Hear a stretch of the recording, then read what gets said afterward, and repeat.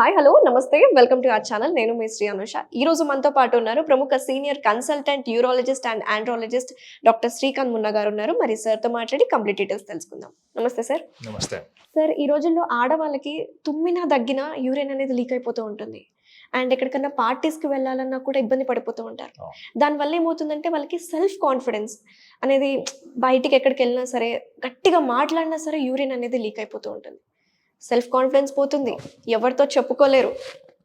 So ఒక social గ్యాదరింగ్కి వెళ్ళినా సరే భయపడిపోతూ ఉంటారు. సో ఈ ప్రాబ్లమ్ని అడ్రస్ చేయాలంటే దీనికి రీజన్స్ ఏంటి, ఎందుకు వస్తుంది?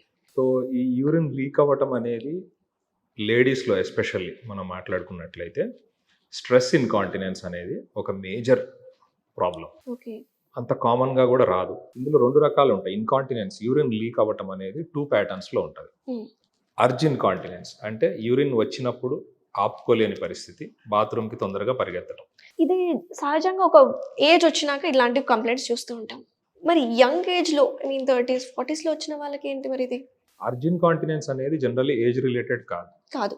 అది యూటీఐ అంటే యూరినరీ ట్రాక్ట్ ఇన్ఫెక్షన్స్ కానివ్వండి. ఓకే. యంగ్ ఫీమేల్స్లో అయితే జనరల్లీ హనీమూన్ సిస్టైటిస్ అంటాం. అంటే సెక్షువల్ ఎక్స్పోజర్ ఉన్నప్పుడు కానివ్వండి, సెక్షువల్లీ ట్రాన్స్మిటెడ్ డిసీజెస్ వల్ల కానివ్వండి, ఈ యూరినరీ ట్రాక్ట్ ఇన్ఫెక్షన్ కానివ్వండి, స్టోన్స్ కానివ్వండి, లేదా ఓవర్ యాక్టివ్ బ్లాడర్ అంటే మూత్రం సంచి ఎక్కువ సార్లు కాంట్రాక్ట్ అవ్వటం వల్ల ఉండే ఒక న్యూరలాజికల్ ప్రాబ్లం వల్ల ఉండే అవకాశం ఉంటుంది. దీన్ని అర్జ్ ఇన్కాంటినెన్స్ అంటాం. సెకండ్ ప్యాటర్న్ వచ్చేసి స్ట్రెస్ ఇన్కాంటినెన్స్. మీరు అన్నట్లు కూర్చొని లెగుస్తున్నా, దగ్గినా తుమ్మినా ఇప్పుడు లీక్ అవ్వటము అనేది స్ట్రెస్ ఇన్కాంటినెన్స్. వీళ్ళకి అర్జెన్సీ ఉండొచ్చు, ఉండకపోవచ్చు. జనరల్లీ ఉండదు. అంటే బాత్రూమ్ వచ్చింది, బయటికి వెళ్ళాలి, బాత్రూమ్ దాకా వెళ్ళి పోసుకొని రాగలరు. బస్సులో కూర్చున్నారు, కుదుపుల్లో లీక్ అవ్వటం, దగ్గినా తుమ్మినా లీక్ అవటం, గట్టిగా నవ్వినా లీక్ అవటం, ఇది స్ట్రెస్ ఇన్కాంటినెన్స్. ఈ రెండిటికి కారణాలు జనరల్లీ డిఫరెంట్ ఉంటాయి. ఓకే. సో స్ట్రెస్ ఇన్కాంటినెన్స్ లో పెల్విక్ ఫ్లోర్ మజిల్స్ వీకెనింగ్ వల్ల అవుతుంది. పెల్విక్ ఫ్లోర్ అంటే ఇప్పుడు మనం కూర్చున్నాం కదా, మనం కూర్చొని నుంచోటానికి హెల్ప్ అయ్యే మజిల్స్ యూరిన్ కానీ మోషన్ కానీ వచ్చినప్పుడు ఆపుకోవటానికి టోనిక్ కాంట్రాక్షన్, అంటే మనం వాటి మీద దృష్టి పెట్టాల్సిన అవసరం లేదు. కంటిన్యూస్గా అవి టోనిక్ కాంట్రాక్షన్లో ఉంటాయి. ఈ టోన్ మిస్ అయినప్పుడు దాని మీద దృష్టి పెట్టి టోన్ పెంచుకొని లెగిస్తే బాగానే ఉంటారు. తెలియకుండా ఏమరపాటుతో లెగిస్తే లీక్ అయిపోతుంటారు. సో ఈ పెల్విక్ ఫ్లోర్ వీకెనింగ్ ఎవరిలో వస్తుంది అంటే నెంబర్ ఆఫ్ డెలివరీస్ ఎక్కువ అయిన వాళ్ళు. పాత రోజు ఇప్పుడు మనం ఎల్డర్లీ పాపులేషన్లో చూస్తుంటాం స్ట్రెస్ అనేది. ఎక్కువ నెంబర్ ఆఫ్ డెలివరీస్ అయిన వాళ్ళు కానివ్వండి, పెల్విక్ ఫ్లోర్ సర్జరీస్ ఏమన్నా అయినవి కానీ, గర్భసంచి కిందికి జారటం ప్రొలాప్స్ అంటాం.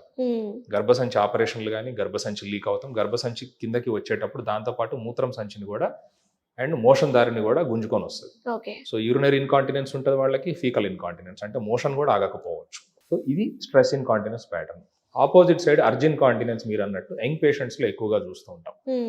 ఇది స్ట్రెస్ వల్ల కూడా ఇండ్యూస్ అవుతుంది, హార్మోన్స్ వల్ల ఇండ్యూస్ అవుతుంది, ఈస్ట్రోజన్ యాక్షన్ వల్ల ఇండ్యూస్ అవుతుంది, యూరినరీ ట్రాక్ట్ ఇన్ఫెక్షన్స్, స్టోన్స్, ఇట్లా మల్టిపుల్ కారణాలు. ఇవన్నిటిని కలిపి జనరల్గా ఒక పదం వాడతాం, ఓవర్ యాక్టివ్ బ్లాడర్, ఓఏబి. సో ఓఏబి అనేది ఫైనల్ రిజల్ట్ అవుతుంది వీళ్ళలో. ఎక్కువ సార్లు కాంట్రాక్ట్ అవటం, కొంచెం యూరిన్ లోపలికి రాగానే ఉంచొద్దు, పంపించేది అని కాంట్రాక్ట్ అవుతూ ఉంటుంది. దీనికి అనేక కారణాలతో పాటు ఇందాక నేను చెప్పినట్టు కెమికల్ సిస్టైటిస్, యూరిన్ కాన్సన్ట్రేటెడ్గా ఉన్నా అంటే వాటర్ సరిగ్గా తీసుకోకపోయినా, కొంతమంది గ్రీన్ టీ తాగితే ఎక్కువ సార్లు యూరిన్కి వెళ్తారు, కొంతమంది కాఫీ తాగితే ఎక్కువ సార్లు యూరిన్కి వెళ్తారు.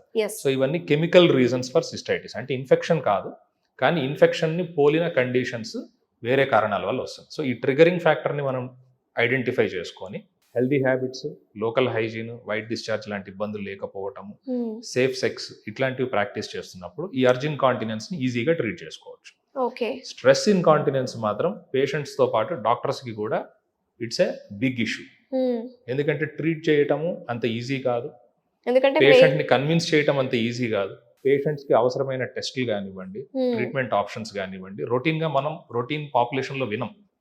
ఇప్పుడు స్ట్రెస్ ఇన్కాంటినెన్స్ తోటి ఒక పెద్ద ఆమె డయాబెటీస్ 60-65 ఏళ్లతో పాటు వచ్చింది, 7-8 సార్లు డెలివరీలు అయినాయి, గర్భసంచి తీసేసి ఆపరేషన్ చేశారు, షుగర్ కంట్రోల్లో లేదు, మూత్రం మాటికి లీక్ అవుతుంది, దగ్గినా తుమ్మినా లీక్ అవుతుంది. ఇప్పుడు ఈ పేషెంట్కి నేను 65 ఏళ్ళప్పుడు సర్జరీ చెప్పినా, ఏదన్నా పెద్ద టెస్టులు చెప్పినా, సిస్టోస్కోపీ అనే ఒక లైట్ టెస్ట్ చెప్పినా generally they are neglected.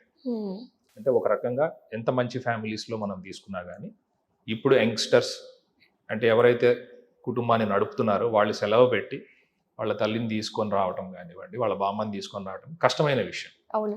And ladies are most neglected in our country. మీరు ఒప్పుకున్నా ఒప్పుకోకపోయినా we have to accept this. So వాళ్ళు కూడా బయటికి వచ్చి ఈ ప్రాబ్లమ్ని చెప్పుకోలేని పరిస్థితి మేజర్ కాంపోనెంట్ ఇందులో. వచ్చినా ఒకసారి వాళ్ళ కొడుకు పడే ఇబ్బంది, సెలవు పెట్టి ఇన్ని రోజులైంది ఫోన్లో మాట్లాడతా మందులు ఖర్చు పెడుతున్నాడంటే ఇన్నేళ్ళు ఉన్నాను, ఇంకొక 4-5 ఏళ్ళు ఉంటే పోతుందిలే అని వదిలేస్తూ ఉంటాను. ఫాలోఅప్స్కి రావాలన్నా కూడా ఇబ్బంది, ఏమన్నా ఉంటే కూడా ఫోన్లోనే మెడిసిన్స్ చెప్పండి మేము చేసుకుంటాం అంటూ ఉంటున్నారు. సో స్ట్రెస్ ఇన్కాంటినెన్స్కి జనరల్లీ అందుకే పేషెంట్ ఫ్యాక్టర్స్ని బట్టి టైలర్డ్ ట్రీట్మెంట్ తీసుకోవాలి. అందరికీ ఒకే ట్రీట్మెంట్ ఉండదు. ఓకే, టైలర్డ్ ట్రీట్మెంట్ అంటే మీరు చేసే పని ఏంటి, మీ డైలీ డే టు డేలో మీరు ఎంత టైం నడుస్తారు, ఎంత టైం పడుకుంటారు, వర్కింగా నాన్ వర్కింగా, షుగర్ ఉన్నదా, ఇంకేమన్నా కంప్లైంట్స్ ఉన్నాయా, గర్భసంచి ఉన్నదా, ఆల్రెడీ తీసేసి ఆపరేషన్ అయ్యిందా, వీటన్నిటిని బట్టి బేస్ చేసుకొని మనం డెసిషన్ తీసుకోవాలి.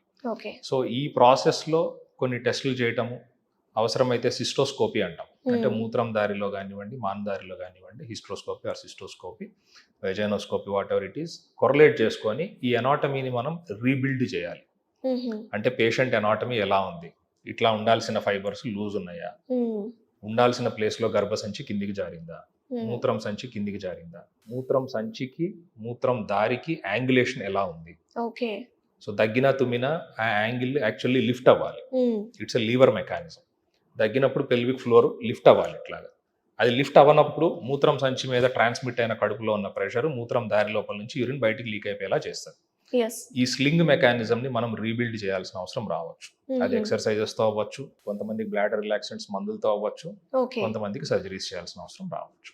సో ఓవరాల్ గా ఈ ప్రాబ్లం ఉన్న వాళ్ళు, అంటే ఒక ఏజ్ వయసు పైబడిన వాళ్ళు కాకుండా మిడిల్ ఏజ్ వాళ్ళకి మీరు ఇచ్చే సజెషన్స్ ఏంటి, వాళ్ళు తీసుకోవాల్సిన జాగ్రత్తలు ఏంటి? కీగిల్స్ ఎక్సర్సైజెస్ సింపుల్ గా ఇంట్లో ఉండి ఈ ప్రాబ్లం మీకు ఫ్యూచర్ లో రాకూడదు.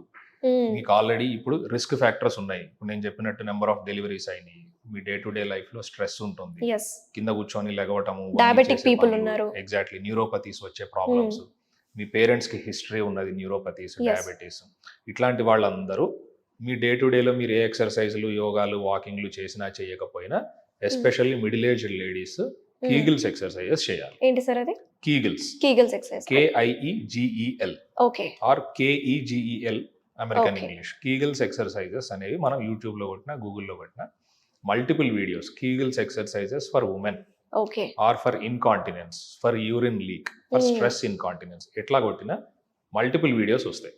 ఫిజియోథెరపిస్టులు కానివ్వండి, యోగా ట్రైనర్స్ కానివ్వండి చేస్తూ ఉంటారు. అందులో ఒక 7-8 పద్ధతులు ఉంటాయి. మీకు సెట్ అయ్యే ఒక 2-3 వెరైటీస్ని మీరు హ్యాబిట్యుయేట్ చేసుకోండి. సింపుల్. సో కీగిల్స్ ఎక్సర్సైజెస్ వల్ల ఈ పెల్విక్ ఫ్లోర్ స్ట్రెంథనింగ్ అనేది అవుతుంది. ఓకే, నేను డైట్ తీసుకుంటున్నాను, నేను ప్రోటీన్ తీసుకుంటున్నాను అంటే సరిపోదు. నేను రోజు 2 కిలోలు చికెన్ తిన్నంత మాత్రం నాకు బైసెప్స్ వస్తుందా? రాదు. దాన్ని నేను టార్గెట్ చేయాలి. బైసెప్స్ ఎక్సర్సైజెస్ చేస్తేనే వస్తుంది. So healthy habits, healthy food వల్ల స్ట్రెంగ్త్ రాదు. స్ట్రెంగ్త్ అక్కడికి కాన్సన్ట్రేట్ చేయాలి అంటే exercise is the best option. Very nice sir, thank you so much. ఈ ప్రాబ్లం చాలా సహజంగా ఆడవాళ్ళకు ఉంది. సో చెప్పుకోలేరు, ఏం చేయాలి, ఎవరితో చెప్పుకోలేని పరిస్థితి, డాక్టర్స్తో చెప్పుకోవాలంటే కూడా ఇబ్బంది పడుతూ ఉంటారు. సో ఎక్సర్సైజ్ ఒకటి ఇంపార్టెంట్, అలాగే వాళ్ళ లైఫ్ స్టైల్ చేంజెస్ చేసుకొని వాళ్ళకి వాళ్ళు గుర్తించి ఒక డాక్టర్ని కన్సల్ట్ అవుతే వాళ్ళు తీసుకోవాల్సిన జాగ్రత్తలు ఏంటో మీరు క్లియర్గా చెప్తారు. So thank you so much sir for your valuable information. నమస్తే.